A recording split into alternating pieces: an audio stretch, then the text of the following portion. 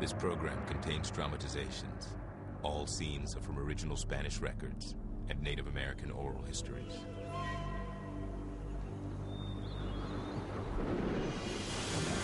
(1540), Francisco Vázquez de Coronado chasing rumors of gold. Your hands will get filled with riches. 7 golden cities just over the horizon. This mission is Christian and apostolic, not a butcher. Dreams turn to dust. They're wondering, are they going to make it back alive? Supplies are running short. This was how the Spaniards would behave if you crossed them. A defiant people. The Indians killed 50 or 60 horses and pack animals. I have determined to suffer every disaster before abandoning this enterprise. It was a bad wind blowing in Pueblo country. The conquest of the Southwest.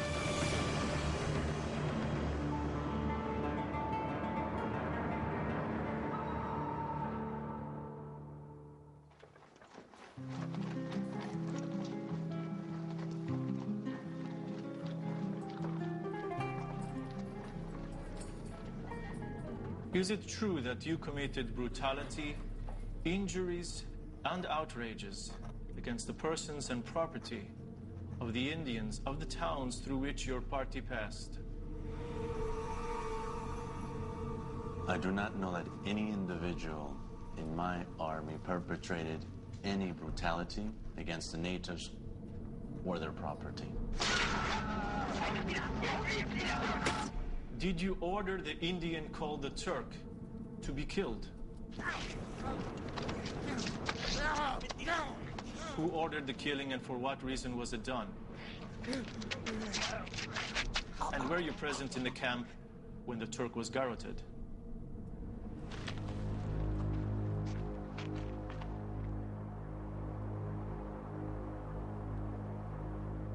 Francisco Vázquez de Coronado, age 34. Commander of the first European expedition to the American Southwest, now on trial on charges of unnecessary cruelty. Vázquez de Coronado came to Mexico from Spain at age 25 to try his luck in the New World. It's frequently said about the age of exploration that what motivated people to go out and explore was the quest for God, glory, and gold. Coronado was typical of the ambitious young Spaniards of his day, men called conquistadors. What they were hoping for was, through the use of arms, which was traditionally associated with nobility in Spain, to get the privileges that were associated with nobility, which was to have people serve them. Columbus landed in the New World in 1492, but it was Hernán Cortés in 1521 who showed that conquest could be incredibly lucrative. Cortés had started out a relatively impoverished member of the soldier class in Spain.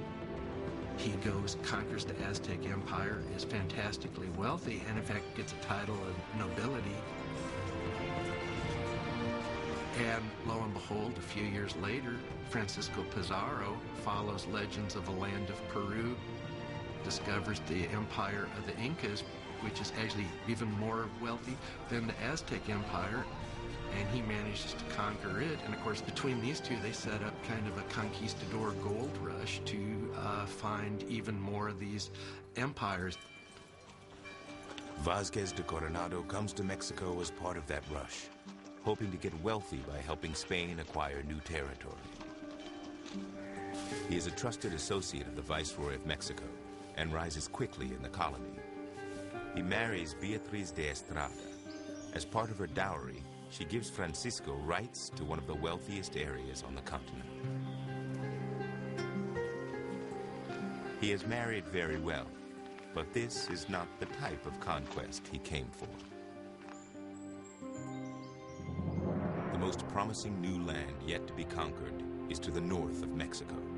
As Coronado is getting married, Spaniards are getting their first hints of what is up there.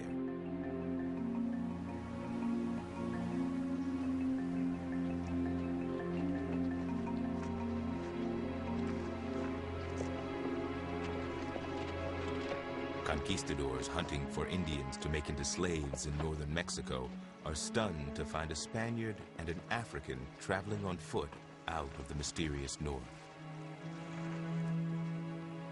They are two of the 4 survivors from the lost Spanish expedition of Panfilo de Narvaez, which had set out 8 years earlier with over 600 people.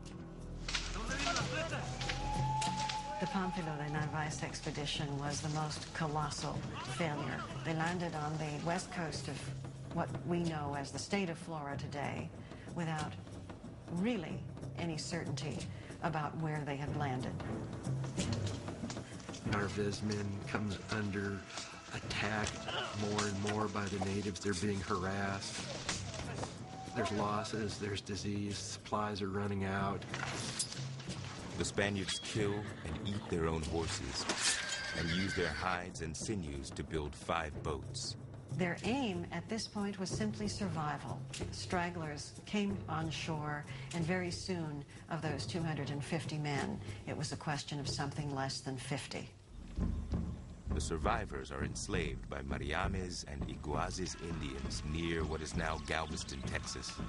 Everybody ultimately dies except for Cabeza de Vaca and 3 other companions of his. With him were 2 other Spanish cavaliers, plus the slave of one, Esteban.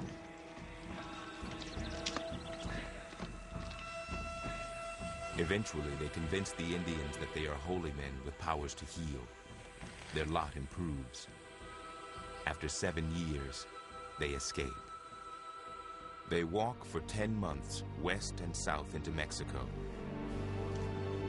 They encounter some 25 tribes in their journey who give them gifts and provide guides to lead them to Spanish territory.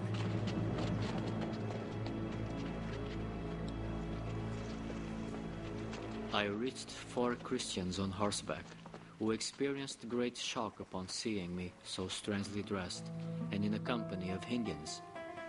They remained looking at me for a long time, so astonished that they neither spoke to me or managed to ask me anything. I told them to take me to their captain.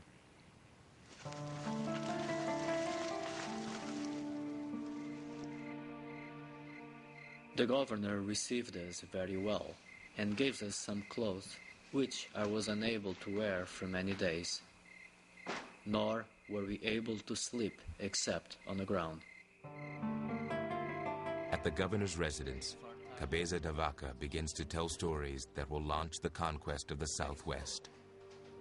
Throughout that land were there mountains, saw great signs of gold, copper, iron and other metals. That land is without a doubt the best land in these Indies. Cabeza de Vaca clearly gave to understand that there was great wealth to be found in the area that he had himself traversed. But what they brought back was hearsay information compounded immediately by the wishful thinking of those with whom they had conversation and passed it on to others. One of those who hears the stories is 28-year-old Francisco Vázquez de Coronado. He now makes plans to use his wife's wealth and his connection to the Viceroy to lead the greatest expedition of conquest ever launched.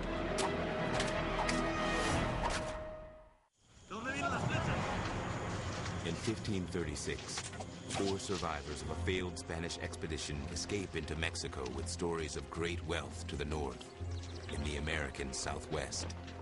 We found samples of gold. By means of signs, we asked the Indians where those had come from. Now Cabeza de Vaca and his companions pass on stories they heard from the Indians to the Mexican Viceroy. Vázquez de Coronado was a rising star among the Viceroy's entourage. Very far away from there was a province in which there was much gold. Someone will need to go north and check out these stories.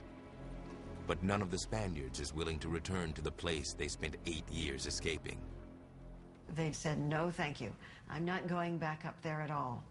No one was willing to do it, to be sent forth, so the obvious thing to do was to send the slave.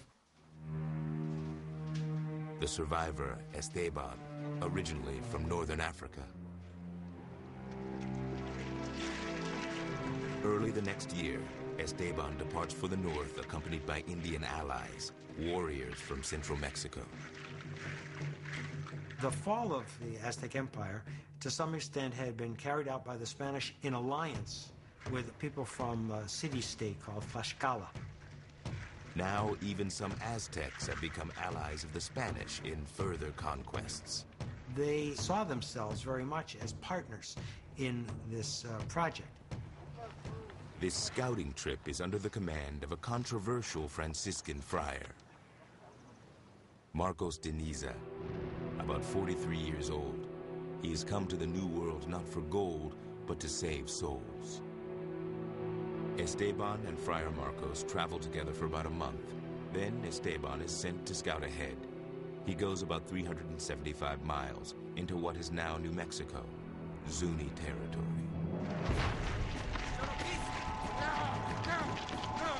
When Esteban threatens the Zunis that, unless they do what he says, they will be invaded and enslaved by a horde of white men, they turn hostile.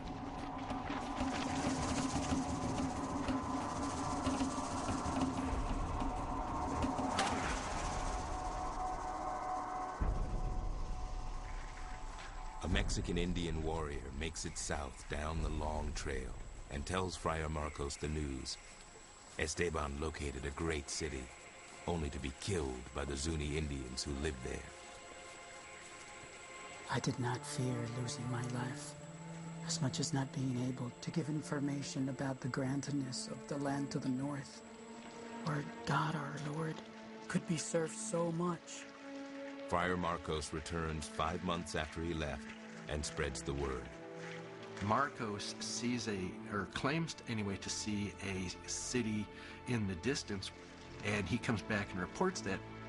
The stories Friar Marcos tells seem too good to be true. As it appeared to me from a hill, where I positioned myself in order to view it, it is grander than Mexico City. Even one such grand city would be worth conquering, but Friar Marcos tells of 7 cities. This reminds the Spanish of 7 Portuguese cities whose entire populations took to the sea to escape Muslim invaders in the 8th century. According to this legend, they sailed out into the ocean to some unknown land, settled it, and they remained there. Stories tell of 7 new cities in a land where the sand is made of gold dust. The other 7 cities are like this one, some are larger. Now it seems that those legendary 7 cities of gold have been found in the American Southwest. All these people are thinking, those are the 7 rich cities, and we're going to go up there and find them. Just months after Friar Marcos returns, an expedition prepares to depart. Over 1,000 Mexican Indians and some 330 Spaniards, each of whom has put up his own money. Vázquez de Coronado has put up his wife's property as collateral and borrowed 71,000 silver pesos to help supply this expedition. A typical laborer might earn 100 silver pesos in a year, but would need to invest about 1,000. The woman named Francisca de Oces came along with her husband, Alonso Sanchez, who was a former shoemaker in Mexico City. The two of them had decided that this was their hope for a prosperous life for themselves. You picture them on horses with their swords drawn, but yet they're really businessmen. There were 11 captains in the expedition. These were certainly men who were inured to pretty violent behavior, and they bring with them a few men who also had been living on the frontier for a decade or more. In their opinion, Indians could be very, very dangerous. Hit them if they don't cooperate. Hit them.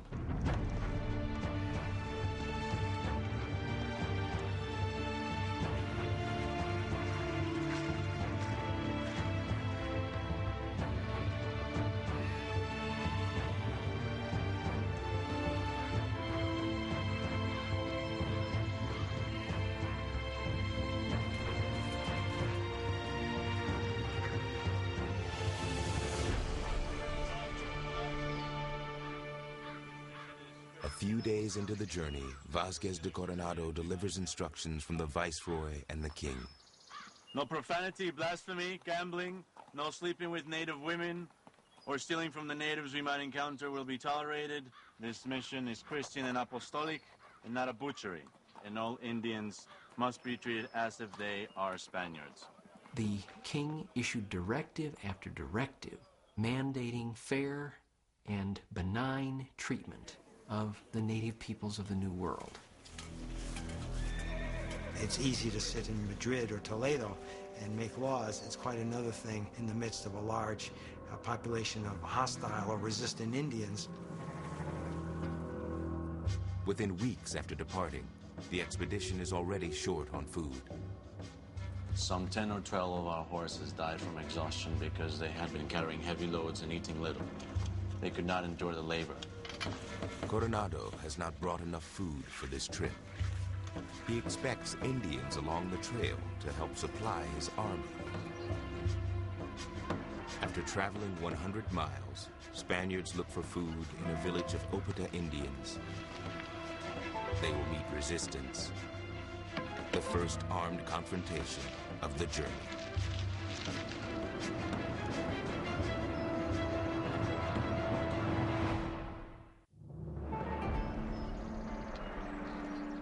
Three weeks after Vázquez de Coronado's expedition heads north for the 7 cities of gold, Spanish soldiers scrounge food from local Indians.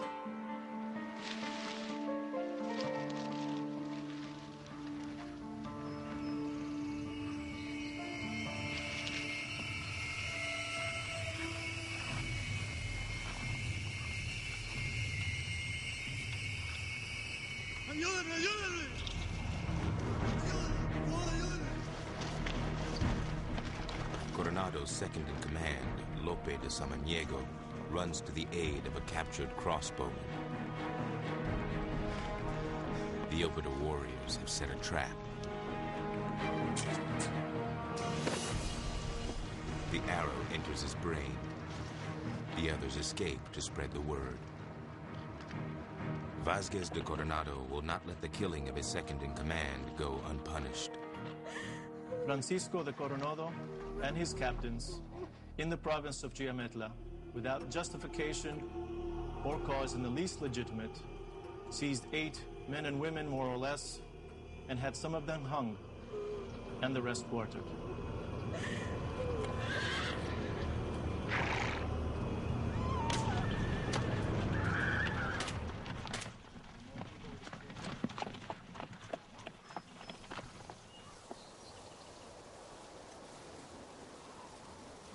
Two captains who had left in advance of the main expedition to scout ahead return.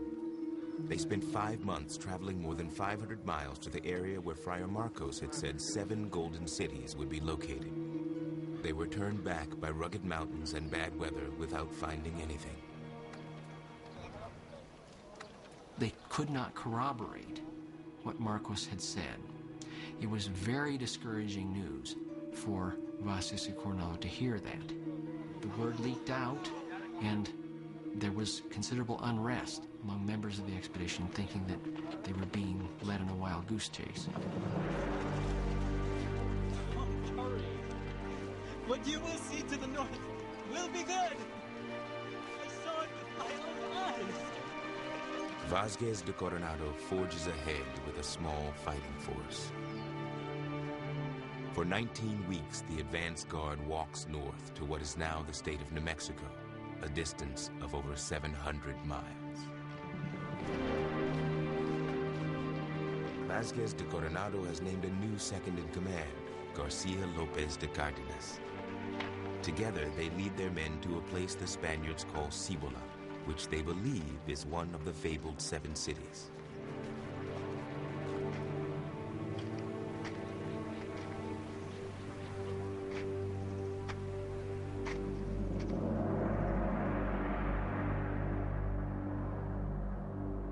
As soon as I arrived to the inside of the pueblo, I sent Maestre de Campo Don Garcia Lopez de Cárdenas, a friar, and our scribe, Fernando Bermejo, some distance ahead so that the Indians might see them. Some Zuni warriors come out of their pueblo and warn the enemy not to come closer. The requerimiento was made intelligible to the natives of that land through an interpreter. If you acknowledge the Church as Lord and Superior of the universe and world, and the sovereign pontiff called the Pope in its name, and if you allow these religious fathers to preach and make known to you what was stated above, His Majesty and I, in His name, will receive you with complete affection and charity. They were given orders to read it 3 times in the presence of a priest and a scribe. And it basically said, we have come here by God's will and by the Pope's will to conquer you and to bring Christianity to you. Now you have a choice. If, however, you do not do what I ask, or you maliciously delay doing it, I will make war against you everywhere and in any way I can. I will take your wives and children, and I will make them as slaves. Now, the fact that this was sometimes read to them in languages that they couldn't understand caused Father Las Casas, one of the great Spanish critics of the conquest, to say he didn't know whether the requerimiento should make him laugh or should make him cry.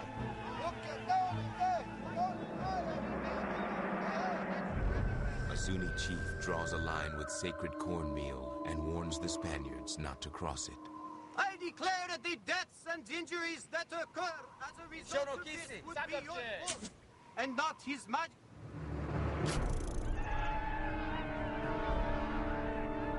The natives replied that they were not familiar with His Majesty, nor that they want to be a subject, or serve him, or any other Christian. 80 Spaniards with Mexican Indian allies attack 300 Pueblo warriors.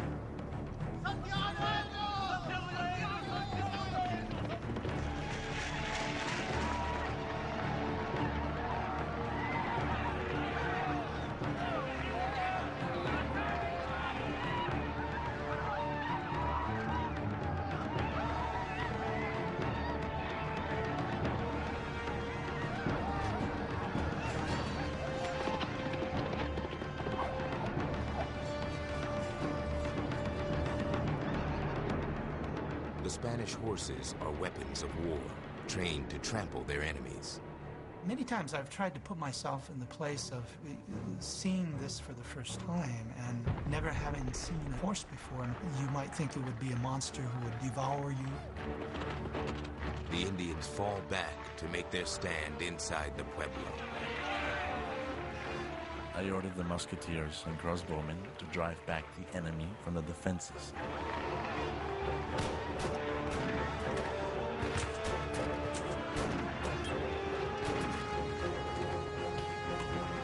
I attacked the wall at a place where they told me a movable ladder was leaning.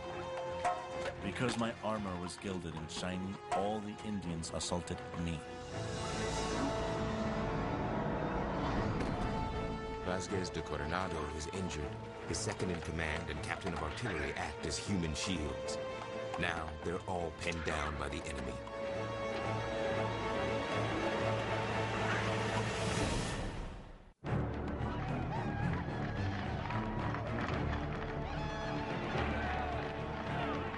General Vasquez de Coronado has reached Cibola, believed to be one of the fabled 7 cities of gold.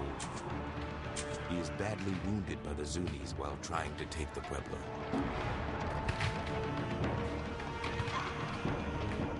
I think that if Don Garcia Lopez de Cardenas had not come to my help by placing his own body above mine, I should have been in much greater danger than I was. The Indians soon run out of arrows and rocks. By the pleasure of God, these Indians surrendered, and their city was taken. A sufficient supply of corn was found there to relieve our necessities. The Spanish took over the Pueblo, took the foodstuffs that were available, and that was really the only treasure that they found, in the so-called 7 cities of gold. There is no precious metal or any marketable commodity for the Spaniards in Zuni Pueblo, even though Friar Marcos had said it would be grander than Mexico City.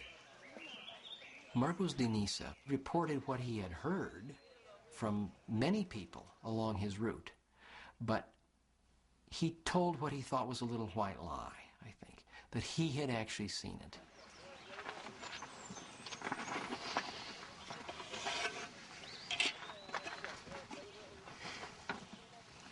Friar, everything is the reverse of what you have said. Everybody's pretty angry at Marcos. In fact, he's in very grave danger of being killed.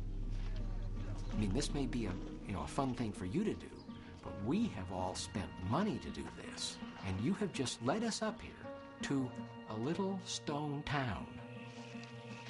He simply turned around and went back to Mexico City without ever offering even any defense. I think his whole motivation was to convert the Indians so that the second coming of Christ could come. And he knew it was going to require military force for him to have access to the people who he thought he then could convert.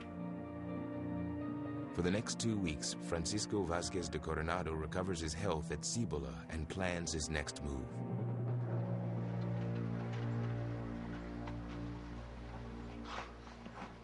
During this time, Indians from another pueblo called Sicuique, about 180 miles to the east, come to make peace. One of these visitors has an unusual mustache. The Spaniards call him Whiskers. Coronado writes a letter to be sent by courier back to Viceroy Mendoza in Mexico City. I have determined to dispatch parties throughout the whole area to obtain information about everything and to suffer every disaster before abandoning this enterprise.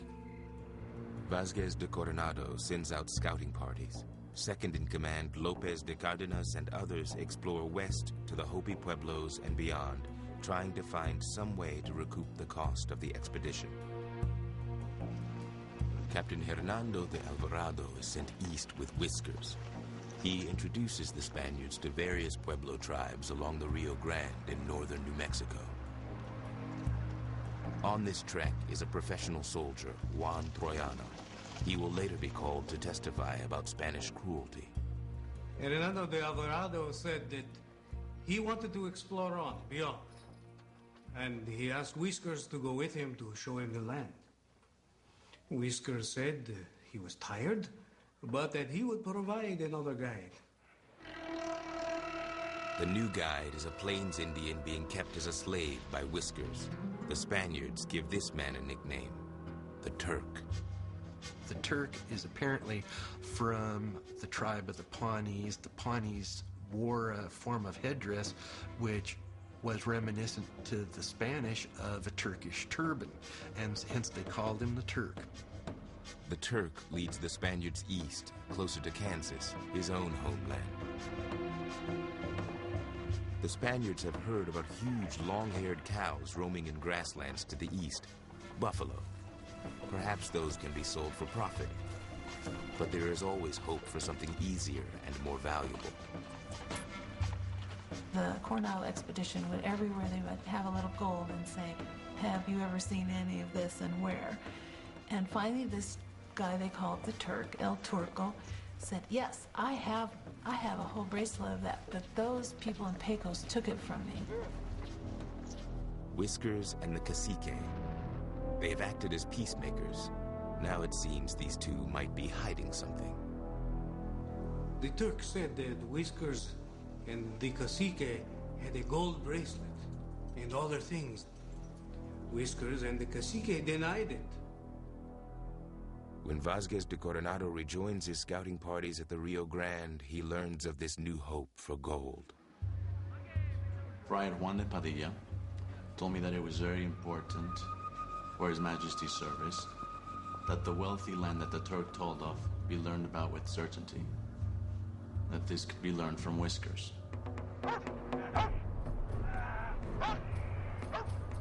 they say, so what about this gold bracelet? And he says, I don't know anything about a gold bracelet. I don't have it. He never had it. I never took it. Since Francisco Vázquez saw that one Indian said one thing and the other said another, he ordered them to set the dogs on Whiskers. Vázquez de Coronado's personal assistant, Juan de Contreras, will also testify against him. I was always personally with Francisco Vázquez because I was his head groom. I always lived and ate in his house and slept at the entrance of his tent.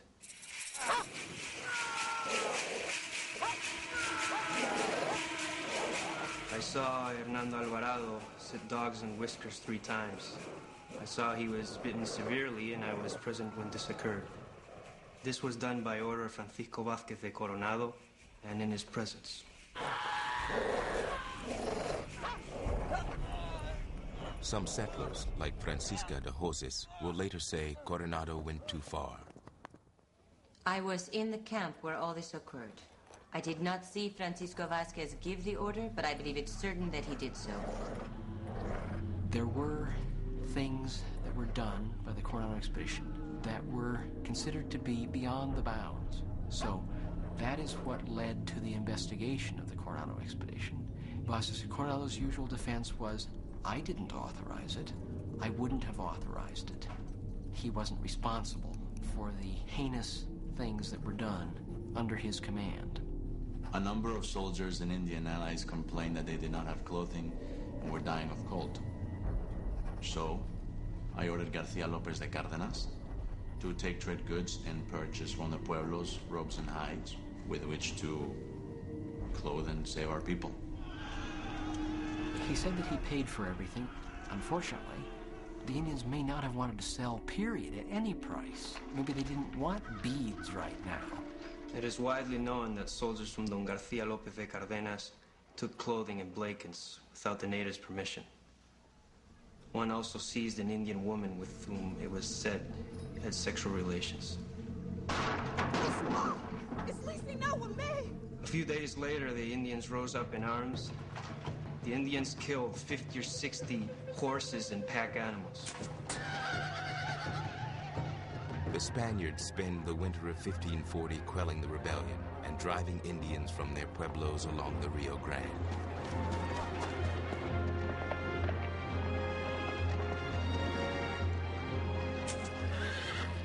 Some Indians barricade themselves inside their homes. Sieges went on for months. I mean, the Spanish burnt pueblos down. They would trap them inside and try to starve them to death. Hundreds of Indians and dozens of Spaniards die at one pueblo called Arenal. Finally, the Indians show a sign of surrender that they think the Spaniards will respect. The Spaniards respond in kind. Then, Don Garcia Lopez de Cardenas makes prisoners of the Indians who have surrendered.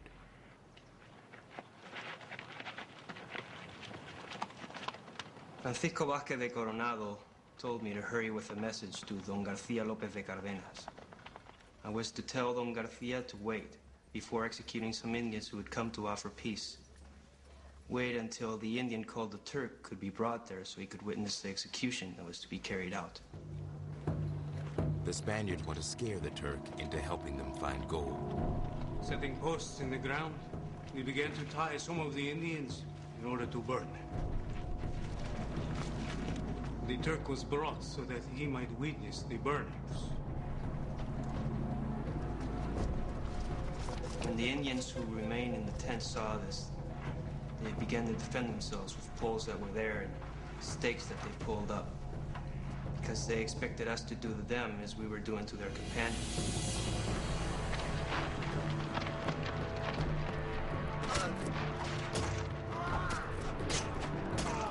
The Christians killed some of them by lancing them and stabbing them. The rest they burned alive.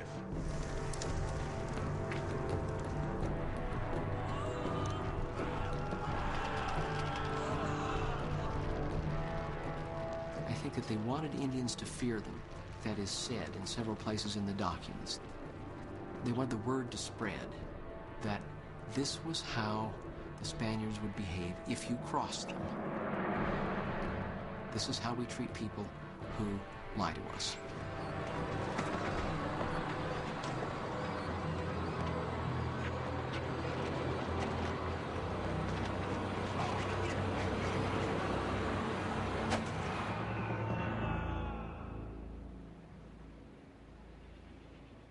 By spring of 1541, after months of war, the Pueblo Rebellion has been suppressed. The Spaniards have new cause for optimism. The Indian called Turk said, by means of signs, that he would lead us to large settlements, and also to gold and silver. This place was called Quivira. El Turco said there are 7 cities further east that are wealthy. They eat off gold plates and have gold hanging from trees. It just played right into the same mythology again. After 14 months and 1,000 miles on the trail, Vasquez de Coronado has one last hope to find gold. It will mean pushing even farther into no man's land, towards the point of no return.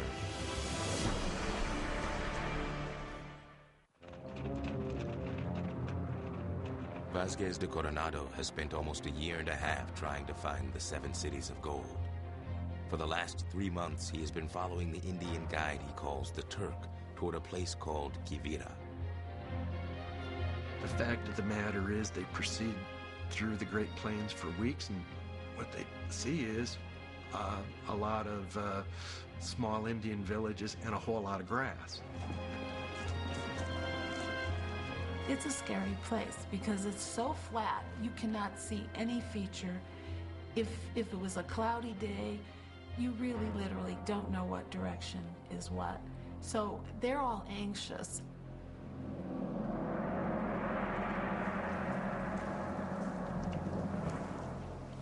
Some 1,300 miles from home, General Vasquez de Coronado finally arrives in the region of the Quiviran Indians. The only metal he finds is a piece of copper, worthless to the Spaniards. Vasquez de Coronado is only sure of one thing. His guide, the Turk, has deceived him. Did you order the Indian called the Turk to be killed? Who ordered the killing and for what reason was it done? And were you present in the camp when the Turk was garroted?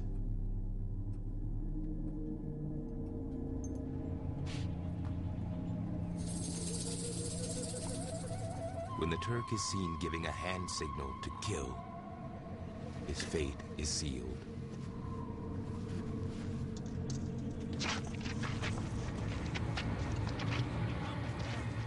So then they take the Turk, they start to torture him. He admits to the lies. He admits that he had been put up by the Indians back in the Pueblo region to lead the Spanish off into the wilderness to die. And the whole hope was that the Spaniards would go so far out into the prairie their horses would die and they'd be helpless. I ordered Diego Lopez and Juan de Zaldivar to administer justice.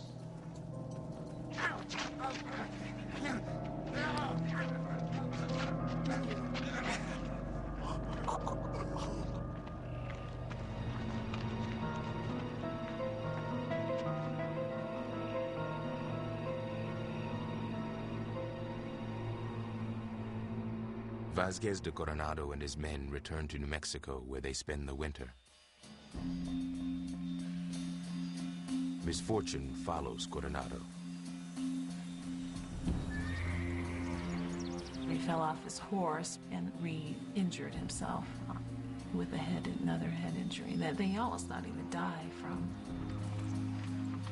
And he held a council, and his captains agreed. Yes, we should go back home, and we shouldn't leave anyone here. They would probably be killed.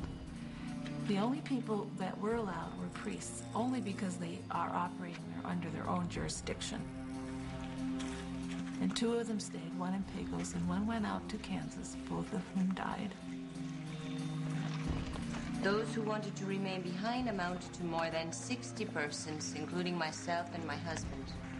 But Francisco Vasquez restrained us and threatened that he would hang us if we stayed behind, or even talked any more about staying. Francisca and Alonso were immediately subject to debt collection and poverty on return to Mexico City.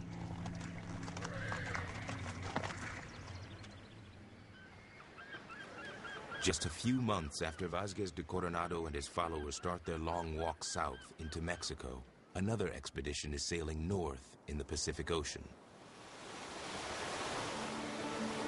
Juan Rodriguez Cabrillo. He fought as a young crossbowman with Cortés to defeat the Aztecs. He will become the last victim of the Coronado expedition while looking for an island called California. There were stories that came in that there was a ruler up there who was very wealthy, and that this island of California was a great source of pearls.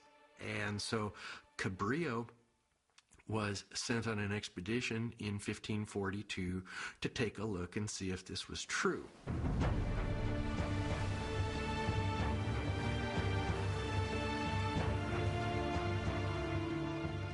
Cabrillo and his men become the first Europeans to lay eyes on the coast of what is now the state of California. This entire region is heavily populated by Chumash and other Indian tribes. They already know not to trust the Spanish visitors.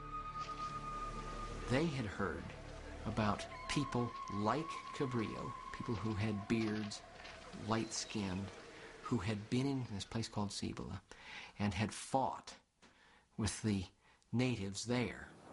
There were probably very few native people in North America who did not know something about what happened with the Pueblos and with the Coronado expedition. These guys weren't exactly gentlemen, and he finally exacerbated the Indians out in San Miguel Island to the point where they killed him.